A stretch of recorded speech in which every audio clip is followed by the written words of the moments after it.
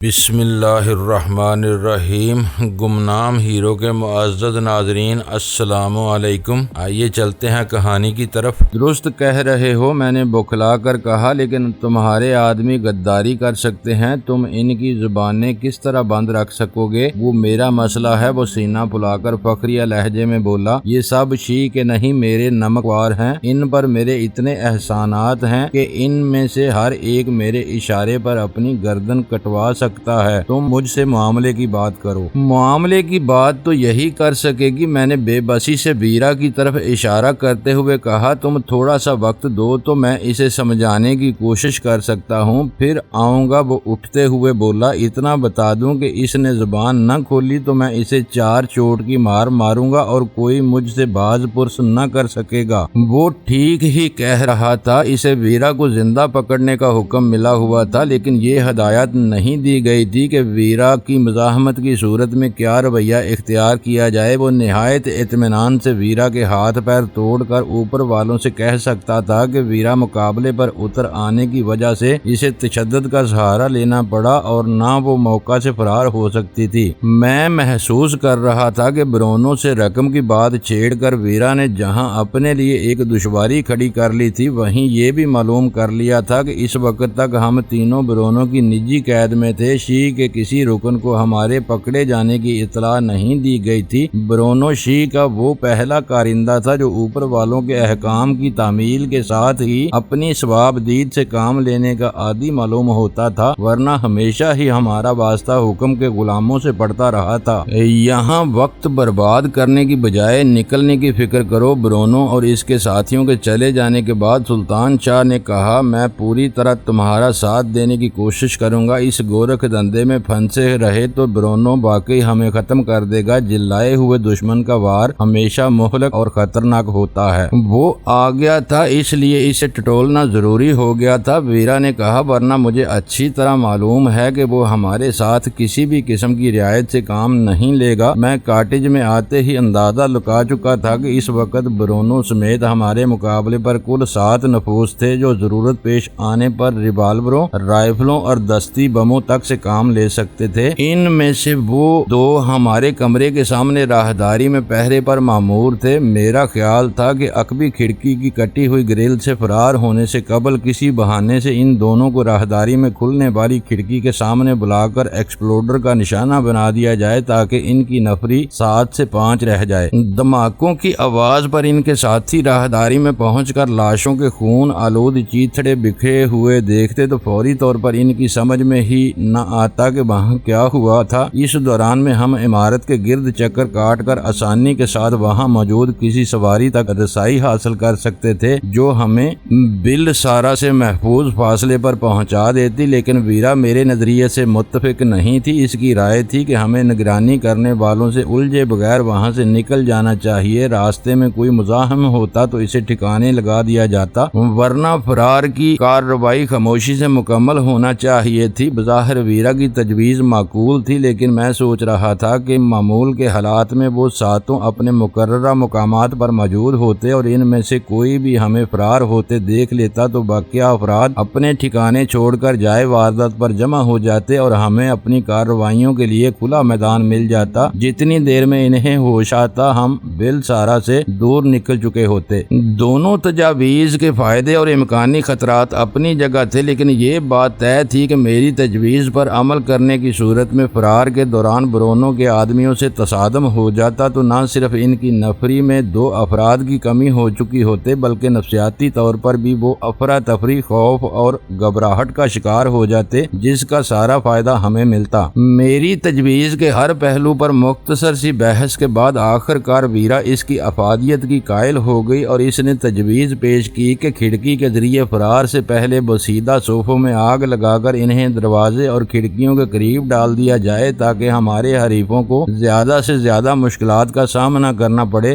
2 آدمیوں کو ہم مار دیتے اور 1 آدھا آدمی کو آگ بجھانے کے لیے بھی رکنا پڑتا، ورنہ چوبی ڈھانچے اور شہتیروں پر بنی ہوئی وہ عمارت بھوسے کے ڈھیر کی طرح آنن فانن میں آگ پکڑ لیتی۔ منصوبہ طے ہوتے ہی سلطان شاہ نے بستر چھوڑ دیا اور پرانے صوفے ادھیڑنے میں مصروف ہو گیا۔ میں نے عقبی کی کھڑکی کا پٹ کھول کر احتیاط سے قرب و جوار کار کا جائزہ لیا اور آہستگی کے ساتھ کھڑکی دوبارہ بند کر دی۔ میری اور ویرا کی نگاہیں چار ہوئیں اور وہ میرا اشارہ پاتے ہی اپنی جیب سے ایکسپلوڈر نکال کر راہداری والی کھڑکی کی طرف بڑھ گئی۔ سلطان شاہ نے ایک صوفہ دروازے سے لگا کر اس کے ادڑے ہوئے خشک کشن کو آگ دکھا دی اور کمرے میں دھواں پھیلنے لگا۔ اس اثناء میں ویرا نے کھڑکی کھول کر کچھ کہا۔ دونوں محافظ باہر کی طرف دیوار کی اوٹ سے سامنے آئے اور پھر اس سے قبل کہ وہ کچھ سمجھ پاتے ویرا نے ایکسپلوڈر کی گولیاں ان کے سینوں میں اتار دیں۔ یکے بعد دیگرے دو دھماکے ہوئے اور دونوں محافظوں کے جسموں کے چیتھڑے اڑ گئے۔ ویرا نے پھرتی سے کھڑکی بند کی اور سلطان شاہ نے پہلے صوفے کا جلتا ہوا ملبہ دوسرے صوفوں، قالین اور مسہریوں پر بکھیرنا شروع کر دیا۔ میں نے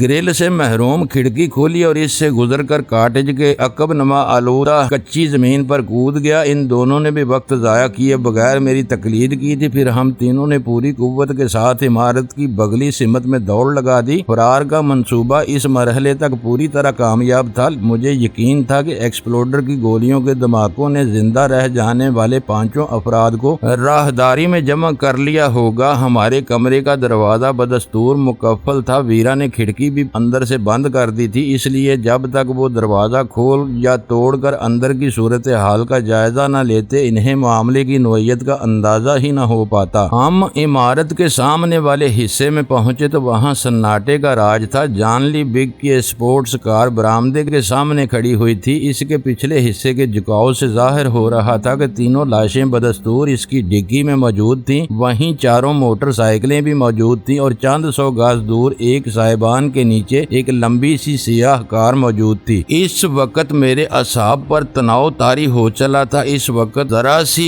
غفلت یا اندازے کی کوئی غلطی ہماری زندگیوں کے چراغ گل کر سکتی تھی۔ لی بگ کی کار میں چابیاں موجود نہیں تھیں اور دونوں دروازے مقفل تھے۔ میں نے پوری قوت سے بیم گن کا دستہ مار کر کھڑکی کا شیشہ توڑا اور بانٹ کھول کر بیٹری کے تاروں پر جھک گیا۔ ویرا ڈرائیونگ سیٹ پر جم گئی اور سلطان شاہ عقبی سیٹ پر چلا گیا۔ جتنی دیر میں اگنیشن کا تار ڈائریکٹ کر کے سیلف لگانے میں کامیاب ہوا اتنی دیر میں ویرا جھٹکے مار کر سٹیئرنگ کا تالا توڑ چکی تھی۔ میرے بونٹ گراتے ہی کار حرکت میں آ گئی۔ میں رینگتی ہوئی کار میں سوار ہوا۔ پھر میں نے بیم گن نکال کر چاروں موٹر سائیکلوں کے ٹائر نکارا کر دیے تاکہ انہیں ہمارے تعاقب کے لیے استعمال نہ کیا جا سکے۔ ویرا نے میرے کچھ کہے بغیر کار کا رخ سائبان کے نیچے کھڑی ہوئی کار کی طرف موڑ لیا۔ اس کا چہرہ سوتا ہوا تھا اور آنکھوں میں زندگی کی چمک کے بجائے بھیانک سی بے رونقی نے ڈیرے ڈال لیے تھے۔ سیاہ کار کے اگلے دونوں ٹائروں نے ہوا خارج ہوتے ہی آگ پکڑ لی اور ویرا نے سپورٹس کار برق رفتاری کے ساتھ نکاسی کے راستے پر ڈال دی۔ اس وقت تک برآمدہ بدستور ویران پڑا ہوا تھا۔ برونو کو شاید موہوم سا شبہ بھی نہیں ہو سکا ہوگا کہ اس کے ہاتھ آئی ہوئی سونے کی چڑیا اچانک ہی پنجرے سے اڑ گئی تھی۔ سپورٹس کار گراتی اور اچھلتی ہوئی کچے راستے پر سڑک کی طرف بڑھتی رہی۔ میں نے ویرا کو مشورہ دیا کہ وہ کار کو سڑک پر دائیں کے بجائے بائیں طرف موڑے، لیکن اس کا خیال تھا کہ وہ سڑک آگے کسی اور سڑک سے ملنے کی بجائے کسی نہر یا نالے پر ختم ہو سکتی تھی، اس لیے ہمیں مارسلز کی طرف ہی چلنا چاہیے۔ اس کا اندیشہ بجا تھا، اس لیے میں خاموش ہو گیا۔ ویسے بھی ہماری رقم کا تھیلا ہوٹل مارٹن میں پڑا ہوا تھا اور میں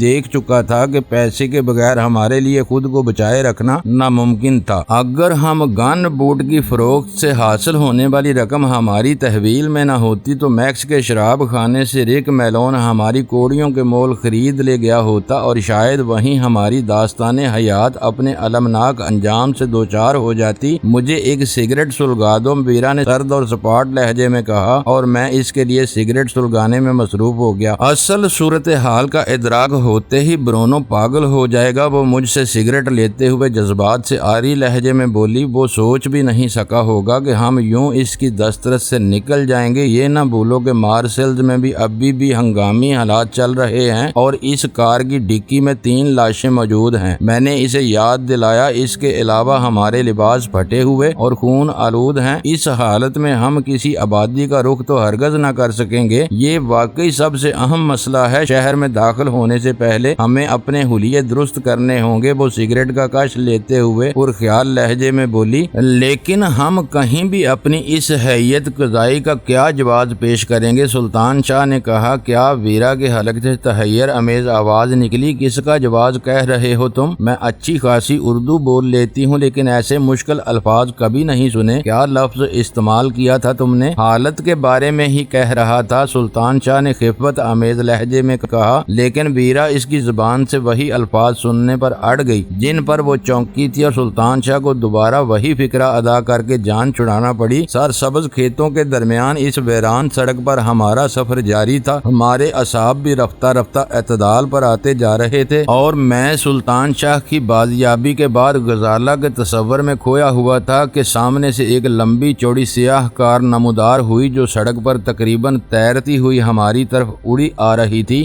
ویرا نے اسے راستہ دینے کے لیے اپنی کار کی رفتار قدرے دھیمی کر کے اسے کنارے پر کر لیا اور چند ثانیوں بعد وہ سیاہ کار زن سے ہمارے برابر سے گزر گئی۔ ڈان مرسیانو، اس کار کے گزرتے ہی ویرا کی زبان سے ہذیانی آواز برآمد ہوئی۔ اس کار کی پچھلی سیٹ پر ڈان مرسیانو نیم دراز تھا۔ کیا واقعی تمہیں وہم ہوا ہوگا؟ میں نے بے اعتباری کے ساتھ کہا، میں نے اس کار کے باوردی ڈرائیور کو تو دیکھا تھا لیکن اس کی عقبی نشست پر نگاہ ڈالنے کی ضرورت نہیں سمجھتی تھی۔ میں قسم کھا سکتی ہوں، وہ اونچی اور پرجوش آواز میں بولی، میں ہزاروں کی بھیڑ میں پہچان سکتی ہوں۔ تو پھر گاڑی گھما لو، آج اس سے بھی دو ہاتھ ہو جائیں۔ میں نے اپنے وجود میں سنسنی کی لہریں محسوس کرتے ہوئے کہا، میں مشورہ نہیں دوں گی۔ وہ اضطراری لہجے میں بولی، وہ اپنی مہمات پر پوری تیاری کے ساتھ نکلتا ہے، صرف اس کی کار ہی ہمارے لیے بختر بند قلعے سے کم ثابت نہ ہوگی۔ اتنا ہی کافی ہے کہ ہمیں اس کی موجودگی کا علم ہو گیا، اب ہم شہر میں اس کا سراغ لگا سکیں گے۔ میں سیاہ کار کے تعاقب پر مصر تھا لیکن ویرا ڈان مرسیانو سے بے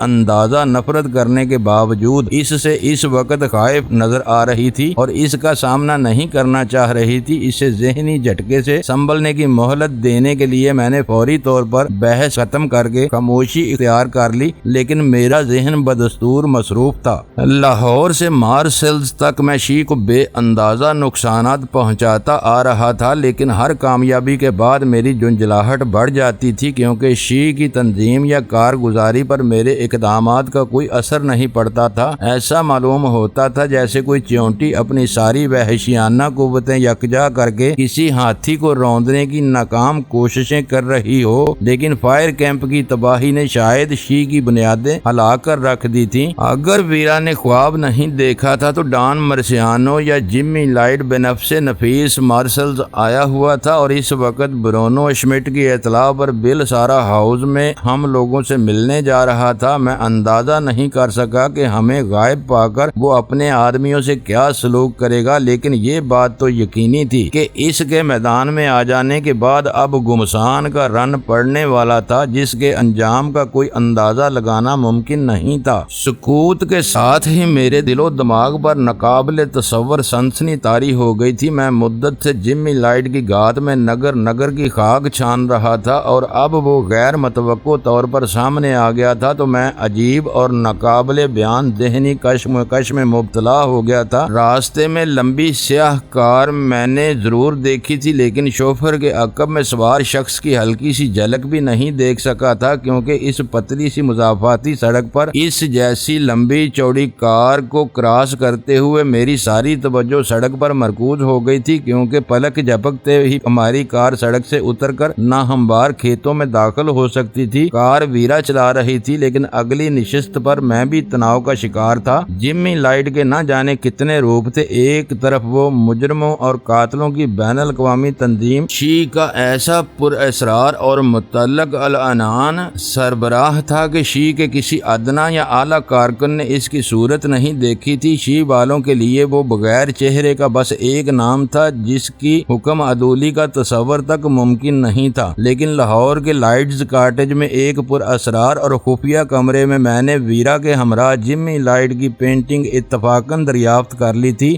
جس پر اس کا نام بھی لکھا تھا۔ ویرا نے عمر بھر جمی لائٹ کے اشاروں پر ناچنے اور اسے اپنا قانونی باپ تصور کرنے کے باوجود اپنی دانست میں کبھی اس کی جھلک بھی نہیں دیکھی تھی، لیکن لائٹز کاٹیج کے خفیہ کمرے میں اس نے تصویر والے شخص کو ڈان مرسیانو کے نام سے فوراً شناخت کر لیا تھا کیونکہ اٹلی میں وہ اپنی نوخیزی کے دور میں ہی ڈان مرسیانو سے ٹکرائی تھی جو روم میں نہ جانے کتنی ہی لڑکیوں کو گناہ آلود زندگیاں گزارنے کی تربیت دے کر ان کا مستقبل تباہ کر چکا تھا، اس نے ویرا کو بھی نہایت بے رحمی کے ساتھ اس بھیانک دلدل میں دھکیل دیا تھا۔ ویرا اسے ڈان مرسیانو سمجھتی رہی۔ دوسری طرف اس شخص کو اب معلوم تھا کہ ویرا اس کی ناجائز شاید اکلوتی اولاد تھی جو شی میں اس کے احکام پر عمل کر کے روزی کما رہی تھی، لیکن پھر بھی اس نے اپنی نوخیز بیٹی کو بے دردی کے ساتھ اس کے نسوانی جوہر سے محروم کر دیا۔ مجھے اچھی طرح یاد تھا کہ ویرا جمی لائٹ کی تصویر دیکھتے ہی غیظ و غضب سے مغلوب ہو کر اتنی مشتعل ہو گئی تھی کہ اس نے جمی لائٹ کی تصویر کے وہیں ٹکڑے اڑا ڈالے تھے، اور صحیح معنوں میں اسی وقت اس کے دل میں اپنے باپ کی طرف سے نفرت کی پہلی چنگاری بھڑکی تھی، جو اب رفتہ رفتہ نفرت، قہر اور انتقام کے الاؤ میں تبدیل ہو چکی تھی۔ اس دن اور اس فیصلہ کن لمحے سے قبل ویرا کو اپنے انجہانی ماں سے سنے ہوئے واقعات کی بنا پر پورا یقین تھا کہ اس کی ولادت میں جمی لائٹ اس کی ماں کا شریک تھا۔ پھر جمی لائٹ کی سربراہی میں شی کی سرگرمیوں کی کہانیاں سن کر وہ کسی نہ کسی طرح تنظیم میں شامل ہو گئی۔ اسے بس یہ دھن تھی کہ وہ کسی نہ کسی طرح اس پراسرار شخص تک رسائی حاصل کر کے اس سے صرف اتنا پوچھ لے کہ کیا وہی اس کا باپ تھا۔ لیکن جمی لائٹ اور ڈان مرسیانو کے دو مختلف ناموں میں ایک ہی چہرہ روپوش ہونے کا راز کھلتے ہی ویرا بھڑک اٹھی اور اپنے باپ سے بدظن ہو گئی، اور وہیں سے میرے اور اس کے مقاصد میں ہم آہنگی پیدا ہوتی چلی گئی، جسے بعد کے واقعات سے تقویت ملتی رہی۔ پھر وہی جمی لائٹ اپنی اصل صورت اور نام کے ساتھ جہاز رانی کے عالمی صنعت کا بے تاج بادشاہ بنا ہوا تھا۔ وہ کنگ لائنز کے بحری بیڑے کا مالک تھا۔ اس کے کاروباری حلیفوں اور رقیبوں میں سے کسی کو شبہ تک نہیں ہو سکا تھا کہ وہی شی جیسی رسوائے زمانہ تنظیم کا سربراہ بھی تھا۔ جمی لائٹ نے اپنے عمل اور فیصلوں سے ہمیشہ اس نظریے کی تصدیق کی تھی کہ وہ وہی ویرا کا باپ تھا، لیکن اس نے کبھی کھل کر ویرا کو اپنی بیٹی تسلیم نہیں کیا تھا۔ ڈان مرسیانو کے روپ میں ویرا کی برین واشنگ کرنے اور ہر قیمت پر اپنے مقاصد حاصل کرنے کی تربیت دینے کے بعد اس نے شی میں ویرا کو وسیع اختیارات کا مالک بنا دیا اور اس کی سرکشیوں کو نظر انداز کرتا رہا۔ لیکن فائر کیمپ کی تباہی کے پس منظر سے آگاہ ہوتے ہی اس نے ویرا کی سرکوبی کا فیصلہ کیا، تو اس فیصلے میں مربیانہ رنگ نمایاں تھا۔ اس نے ویرا کا فتنہ ہمیشہ کے لیے ختم کرانے کی بجائے اس کی زندہ گرفتاری پر $50,000 کا خطیر انعام مقرر کیا تھا۔ اس طرح شاید وہ اپنی اکلوتی بیٹی کو مصالحت کا آخری موقع فراہم کرنا چاہ رہا تھا۔ ویرا بظاہر اپنے سنگین مسائل سے بے پرواہ نظر آتی تھی، لیکن مجھے یقین تھا کہ خیالات کے زہریلے ناگ ہر لمحے اس کے ذہن کو ڈستے رہتے تھے۔ وہ بے خوف اور دلیر نظر آنے کے باوجود اندرونی طور پر جمی لائٹ سے خوفزدہ تھی۔ اس نے قسم کھائی تھی کہ اس نے سیاہ کار کی عقبی نشست پر ڈان مرسیانو کو نیم دراز دیکھا تھا، لیکن مجھے شبہ ہو رہا تھا کہ کہیں ویرا کے لاشعور میں پلنے والے خوف نے سیاہ کار میں وہ فریب نظر تخلیق نہ کیا ہو۔ وہ چند لمحے قبل آگ و خون اور بارود کی ایک بھیانک دلدل کو عبور کر کے برونو شمٹ کے پھیلائے ہوئے جال سے نکلنے میں بمشکل کامیاب ہوئی تھی۔ اس واقعے پر وہ اتنی دل برداشتہ تھی کہ بالسارا ہاؤس میں قید کے دوران مایوسی کے عالم میں اپنی خودکشی کے امکان کا ذکر بھی کر بیٹھی تھی۔ ایسی صورت میں اس کے مشاہدے پر آنکھیں بند کر کے یقین نہیں کر سکتا تھا۔ وہ لاکھ دلیر اور باحوصلہ صحیح مگر بنیادی طور پر ایک تنہا اور بے سہارا لڑکی تھی۔ ماں مر چکی تھی اور زندگی میں اس نے کبھی اپنے سر پر باپ کا سایہ نہیں دیکھا تھا۔ مجھ سے دوستی اور قابل رشک ذہنی ہم آہنگی ہو جانے کے باوجود اسے معلوم تھا کہ میرا اور اس کا رشتہ اٹوٹ نہیں تھا۔ میرے دل میں غزالہ کا پیکر بسا ہوا تھا جسے میں زندگی میں کبھی نہیں بھول سکتا تھا، اس لیے مایوسی نے اسے گھیر لیا تھا۔ یہ کتنی عجیب بات تھی کہ جس جمی لائٹ تک پہنچنے کے لیے وہ سب کچھ کر گزرنے پر تلی رہتی تھی، آج اسے اپنی آنکھوں سے بالسارا ہاؤس کی طرف جاتے دیکھ کر بھی وہ ادھر واپسی کے لیے آمادہ نہیں تھی۔ وہ اپنے گرد تنگ ہوتے ہوئے حصار سے گھبرا کر خوفزدہ ہو چکی تھی۔ میرا دل اس کے لیے مغموم ہو گیا۔ میں جو کچھ سوچ رہا تھا اس بارے میں کئی بار کوشش کرنے کے باوجود اپنی زبان نہ کھول سکا۔ وہ خلاف معمول خاموشی کے ساتھ ونڈ شیلڈ کے اس پار کسی بے نام نقطے کو گھورتے ہوئے مسلسل سگریٹیں پھونک رہی تھی۔ آخر کار میں نے تنقید یا جرح کرنے کی بجائے مفاہمانہ انداز میں دوبارہ بات چھیڑ ہی دی۔ میری آواز سنتے ہی وہ یوں چونکی جیسے اس وقت تک تنویمی کیفیت میں کار چلاتی رہی ہو۔ تمہارے اعصاب تھک گئے ہوں تو گاڑی روک لو، میں چلا لوں گا۔ اس کے چونکنے پر میں نے اپنی بات دہرانے کی بجائے ہمدردانہ لہجے میں کہا، تمہارا ذہن بھی کہیں بھٹک رہا ہے۔ وہ کھوکھلے انداز میں ہنس پڑی، لا علمی واقعی ایک نعمت ہے۔ اس نے انگریزی کا محاورہ دہرا کر اردو میں بات جاری رکھی، وہ جب تک میرے لیے ڈان مرسیانو رہا میں نے کبھی اس کے خلاف کوئی کینہ محسوس نہیں کیا، لیکن اس کا دوسرا روپ سامنے آنے کے بعد آج میں نے پہلی بار اس کی ایک جھلک دیکھی ہے۔ غم و غصے نے واقعی مجھے نڈال کر دیا ہے۔ میں یہ سوچنے پر مجبور ہو گئی ہوں کہ ایک باپ کس دل سے اپنی بیٹی کو گناہوں کی دلدل میں گرا سکتا ہے۔ تم گاڑی سڑک سے اتار کر کہیں کچے میں روک لو، میں نے اس کے شانے پر ہاتھ رکھ کر نرمی سے کہا۔ اس حالت میں تم کوئی حادثہ کر بیٹھو گی۔ ہمیں مضافاتی علاقے سے نکلنے سے پہلے اپنے لباس اور حلیے کے بارے میں کوئی فیصلہ کرنا ہوگا، ورنہ مارسلز کی حدود میں گھستے ہی پولیس کی گرفت میں آ جائیں گے۔ اس نے کار کی رفتار بتدریج کم کرتے ہوئے ایک مقام پر اسے کچے میں اتار کر روک دیا اور انجن بند کر کے مزمل انداز میں انگڑائی لیتے ہوئے بولی، میں اس کا سامنا کیے بغیر اس کے خلاف لڑ رہی تھی اور میرے بہت کچھ عزائم بھی تھے، لیکن اس وقت اسے دیکھ کر مجھے اپنے اندر ٹوٹ پھوٹ کا احساس ہوا ہے۔ شاید میں جرأت کے ساتھ اس کا سامنا نہیں کر سکوں گی۔ یہ جنگ تمہیں اکیلے ہی لڑنا ہوگی۔ مجھ پر انحصار کیا تو اب کہیں نقصان سے دوچار ہو بیٹھو گے۔ مجھے خوشی ہوئی کہ میں جو کچھ کہتے ہوئے جھجک رہا تھا وہ ویرا نے خود کہہ دیا تھا۔ اس نے جھوٹی انا کا سہارا لینے کی بجائے صاف اور دو ٹوک انداز میں حقیقت بیان کر دی تھی۔ کیوں؟ میں نے براہ راست اس کی آنکھوں میں دیکھتے ہوئے سوال کیا، کیا صرف اس لیے کہ تم پر ظلم کرنے والا تمہارا باپ ہے؟ تم نے لائٹز کاٹیج میں اس کی تصویر دیکھی تھی، ذہن پر زور دو تو تمہیں یاد آ جائے گا کہ اس کی سرد آنکھوں میں ایک عجیب بے رحمانہ سی مقناطیسی کشش موجود ہے۔ وہ بڑی آسانی کے ساتھ مخاطب کو مسحور کر لینے کے فن میں طاق ہے۔ ڈان مرسیانو نے کسی کے ساتھ کبھی زبردستی نہیں کی، وہ مجھے بتاتا اور سمجھاتا رہتا تھا، فیصلے اپنے ہوتے ہیں۔ اس کی ذات کے شہر